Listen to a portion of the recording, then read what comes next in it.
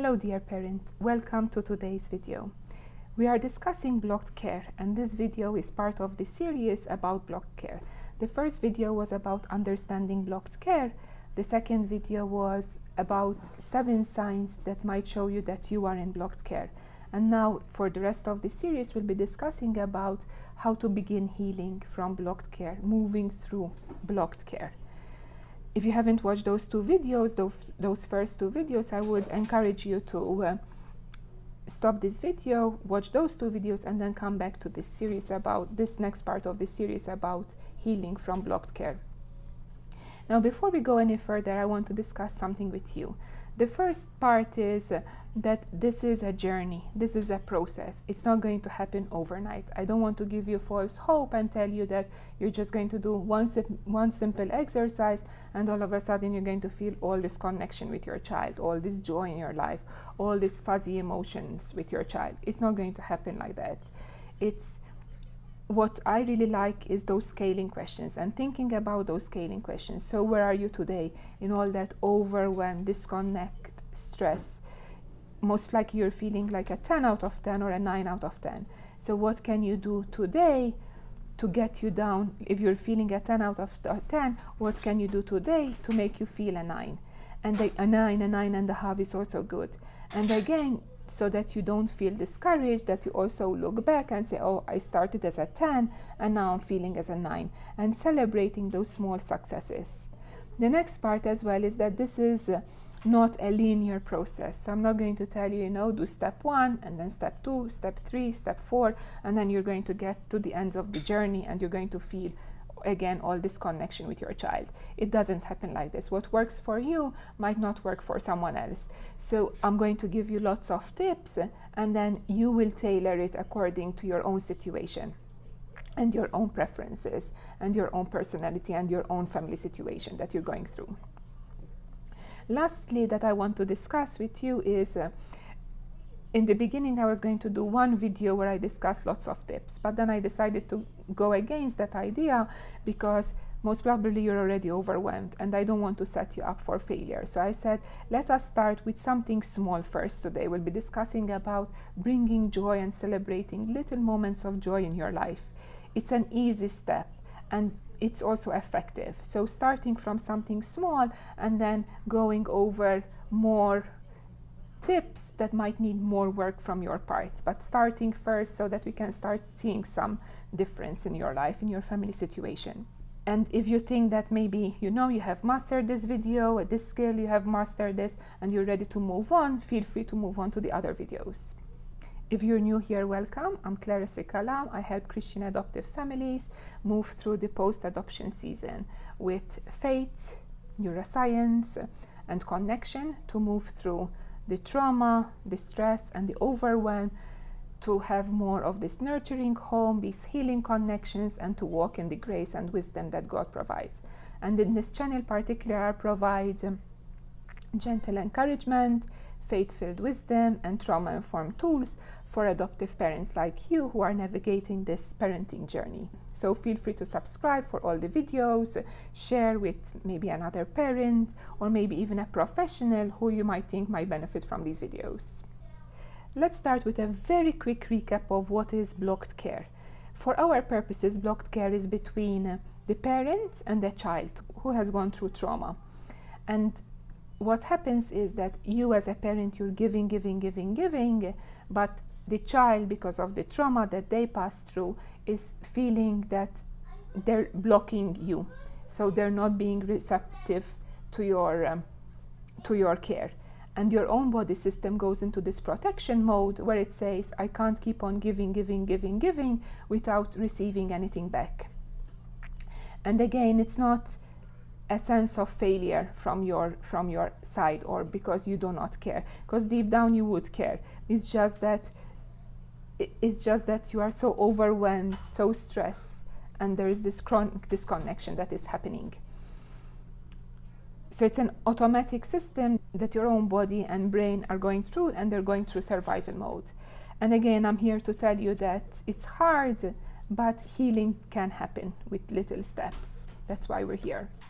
So let's start. So we will be discussing joy, bringing joy, finding those moments of joy in your life. And what we're talking about, we're not talking about going on a 2-week vacation. We're talking about those small steps that can bring you joy. When I was doing therapy, we used to say a lot, you're going to fake it until you make it. And the same thing is that if you don't feel that there's joy in your life, you're going to purposefully do things that you know that they're going to give you joy. They might, and again, those scaling questions, they might not take you from a 10. If you're at a 10, they're not going to take you from a 10 to a 5. Yeah, they're going to take you from a 10 to a 9, and that is totally fine. Another thing as well is that the Bible does encourage us. So Philippians 4:8 encourages meditation on pure and admirable things. So things that give you those joy, that happiness. Romans 12:2 says that we are transformed by renewing our minds. And that is what we're trying to achieve here, is we're trying to achieve renewal of mind. Now let's start first with few things that are DBT skills related. So thinking about that sudden change in temperature. So for example, if you in the moment you're feeling overwhelmed and you need that little bit of relief, washing your face with cold water will give you a little bit of relief. So it's not bringing you joy as such, but it's also giving you that sudden shift in temperature. It could also be stepping out on the balcony or on the porch where it's colder and getting those 1 minute, 2 minutes of fresh air. So keeping in mind when you will be doing your list of things which bring you joy, you'll be thinking about a temperature change. Another thing as well is, and incorporating that temperature change a little bit in your list. It doesn't have to be every time, every day, but like making sure that you have one of those in there. So maybe stepping out on the porch. Another thing is also exercise. And it's not going for a half an hour walk. Sometimes that's a privilege for most of us. So it could also be just doing some jumping jacks on the spot or skipping rope. And it's a fast, quick exercise, and it helps with your own body regulation. And in the long term, it gives you more joy. It gives you more joy, and it gives you more nervous system stability.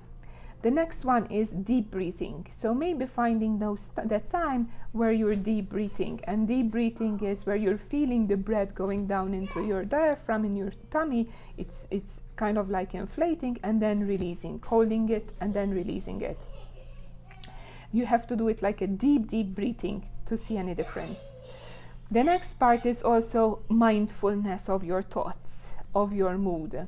So when you're doing this exercise where you're finding things that give you joy, you're going to be observing throughout the day and just being aware of it. So for example, you're going to be aware of your thoughts before, and then you did this one simple thing that gives you joy, and how are your thoughts now?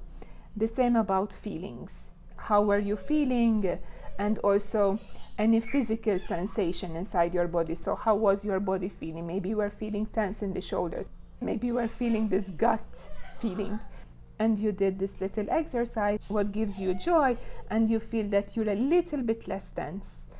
And so keeping observing this. This is what you're going to do. You're going to sit down and you're going to make a list of things that give you joy.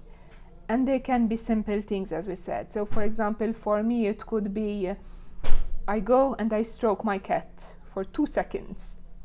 Maybe 1 minute, like where I'm stroking the cat and I feel so much peace in just that, for that just 1 minute. It might mean that the whole house is falling apart the next second afterwards, but for that just 1 minute, I'm able to reset. It could also be drinking a cup of tea. For me, I love peppermint tea, and drinking a cup of tea, it makes me happy. Looking out of the window, looking at the view, looking at people, looking at the trees, also calms me down. Another thing is maybe watching a short video that makes me laugh. And usually they're kind of like about cat clips, funny cat clips. So finding those little steps And I think this concept is also in the book, which is called Reclaim Compassion by Melissa and Lisa. I will leave the name of the book, the full name of the book, in the description box below in case you want to buy it and read it through. There's lots of exercises how to reclaim compassion from blocked care. So what I want you to do is to sit down and make a list of things that, specific things that are for you, that bring you joy. And try and, for the rest of the week, try and do something from that list. So if you're feeling tension is escalating, it's getting worse, and you're going to be observing those, what we taught about, the feelings, the mood, any tenseness, physical sensations. So and you say, okay, let me do one of them. And what has happened? And research says that if you have those moments of where you're feeling gratitude, where you're feeling joy of the things that, of little things, little daily things, it's much more effective than going on a 2-week vacation once a year. So you're going to be mindfully writing down this list, and also what would work for you. So if, for example, a 30-minute walk in the morning will be ideal, but it doesn't work for your situation, don't write it down.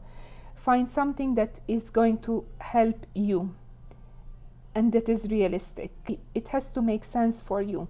So make sure that the list is, and have it somewhere where it's visible. And say, okay, what have I done today that is going to give me joy? And try and incorporate 3 a day.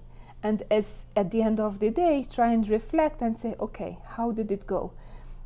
Am I feeling any better on that scale from 10? Am I maybe a 9.5?